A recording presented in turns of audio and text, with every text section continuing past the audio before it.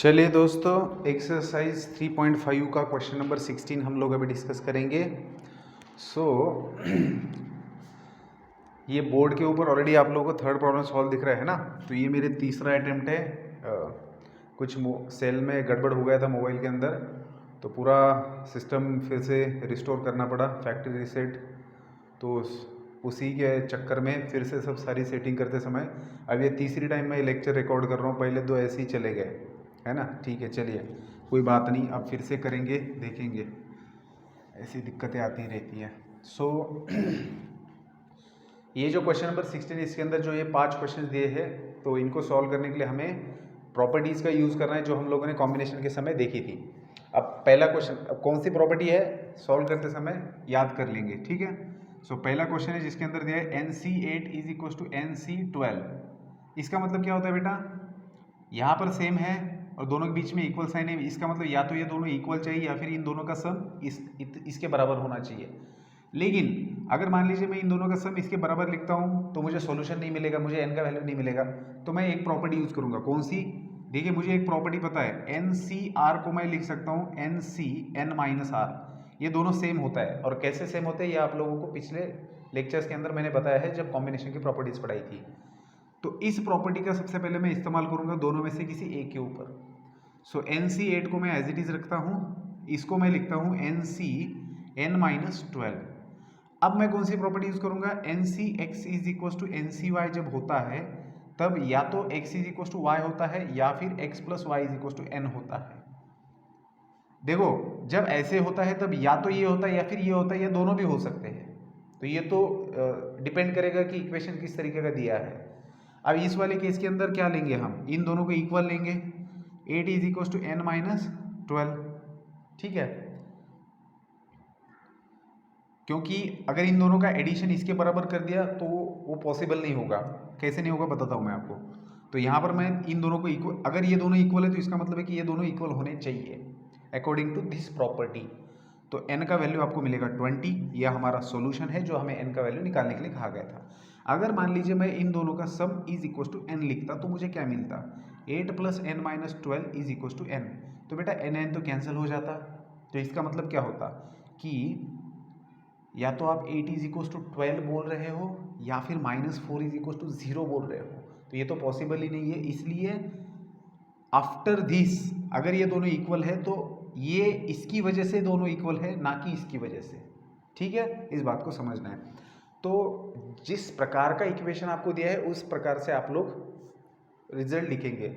मतलब इसका नतीजा ऐसे भी हो सकता है, ऐसे भी हो सकता है। इससे आप ये भी लिख सकते हो, ये भी लिख सकते हो, या दोनों भी लिख सकते हो। तो ये डिपेंड करेगा कि कॉम्बिनेशन किस तरीके का दिया है।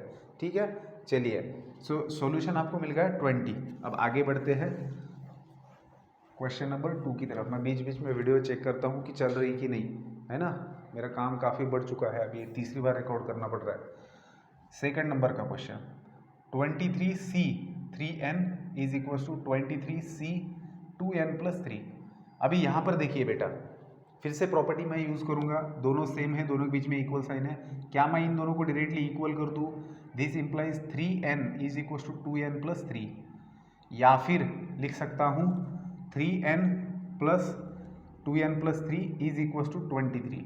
ठीक है, तो आपको यहाँ पर मिल रहा है n = 3, या फिर 3n + 2n है 5n विच = 20, और n का वैल्यू आपको मिल रहा है 4। ठीक है, तो n का वैल्यू आपको 3 या फिर n का वैल्यू 4 मिल रहा है। ये सॉल्यूशन हो गया इसका। आगे बढ़ते हैं क्वेश्चन नंबर 3 की तरफ। 3 के अंदर आपको दिया है बेटा 21C 6n = 21C n² + 5। Same है ये दोनों, दोनों के बीच में इक्वल साइन है। तो क्या क्या पॉसिबिलिटी हो सकती है?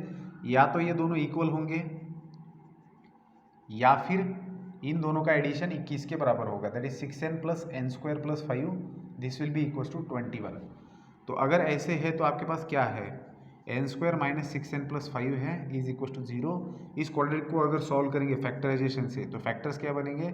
-5n - n + 5 = 0, and that is n (n - 5 -1 (n - 5) = 0।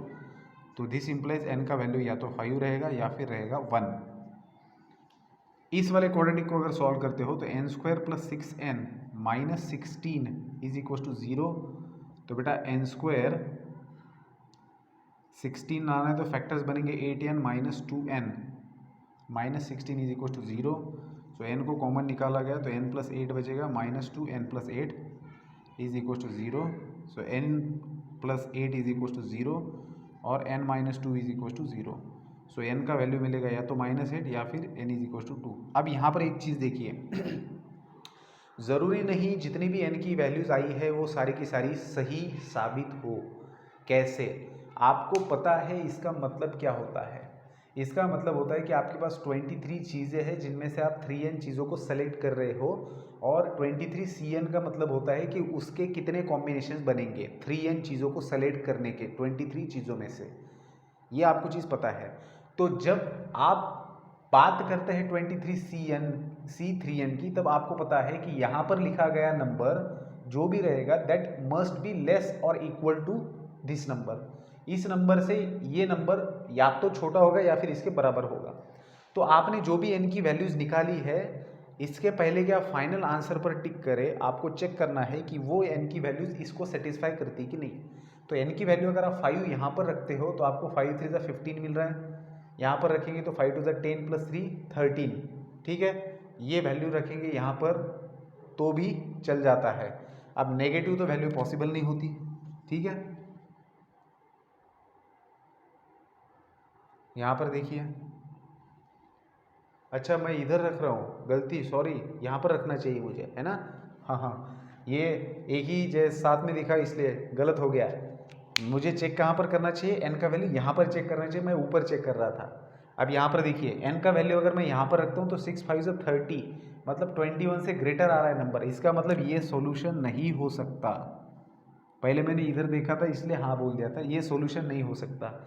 तो सॉल्यूशन नहीं हो सकता मतलब ये दो कॉम्बिनेशंस इक्वल नहीं हो सकते जब n इज इक्वल टू 5 रहेगा। बेसिकली ये वैलिड ही नहीं होगा n इज इक्वल टू 5, क्योंकि n इज इक्वल टू 5 लेने का मतलब ये होगा कि 21 ऑब्जेक्ट्स में से हम लोग 30 ऑब्जेक्ट सेलेक्ट कर रहे हैं, जो कि कभी पॉसिबल ही नहीं है। दूसरी चीज़, n is equal to 1 possible है क्या? देख लीजिए डाल के, 21 में से 6 ऑब्जेक्ट सेलेक्ट किए जा सकते हैं। और दूसरी चीज़ उस हिसाब से ये वैलिड है। और दूसरी चीज़ की n इज इक्वल टू 1 जब रखेंगे तब ये दोनों कॉम्बिनेशंस इक्वल वैल्यू देंगे, ये यहाँ पर मतलब हो रहा है। ये तो नेगेटिव है तो इसका तो सवाल ही पैदा नहीं होता।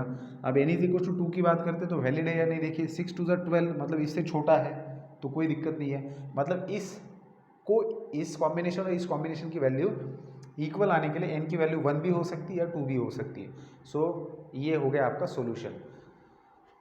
एक बार चेक करता हूँ, चलिए चल रहा है, आगे बढ़ते हैं। क्वेश्चन नंबर 3 हो गया, अभी क्वेश्चन नंबर 4।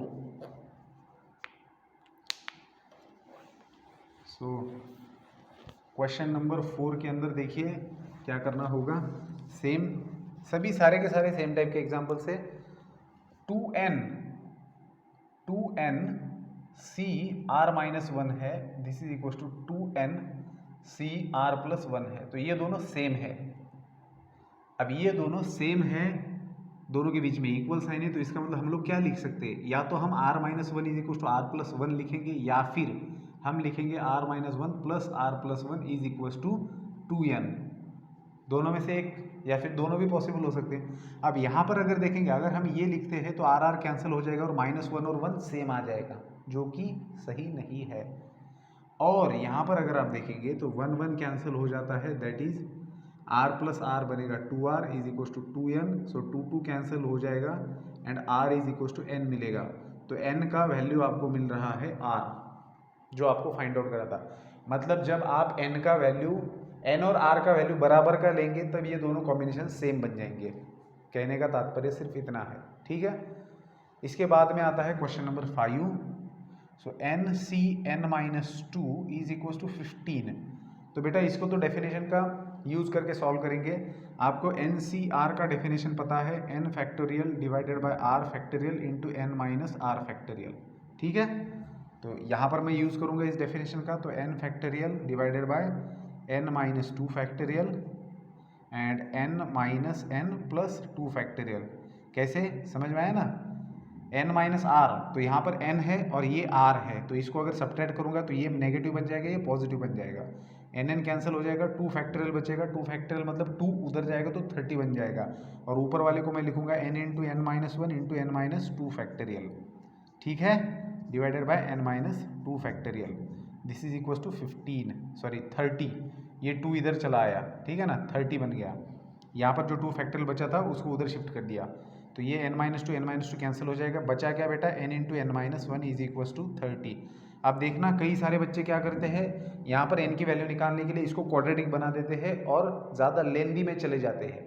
याद रखना है कि n एक नेचुरल नंबर है और ये दूसरा नेचुरल नंबर है। नेचुरल नंबर में से 1 सब्ट्रैक्ट करेंगे तो नेचुरल नंबर ही तो मिलेगा। तो ये दोनों कॉन्जिक्यूटिव नेचुरल नंबर है, क्योंकि आप यहाँ पर कोई भी नेचुरल नंबर लेंगे तो उससे एक से छोटा नेचुरल नंबर यहाँ पर है। तो आपको 30 के ऐसे 2 फैक्टर्स लेने हैं कि जो कॉन्जिक्यूटिव नंबर्स हो, तो उनमें से जो बड़ा होगा वो n का वैल्यू रहेगा, जो छोटा होगा वो n माइनस का 1 का रहेगा।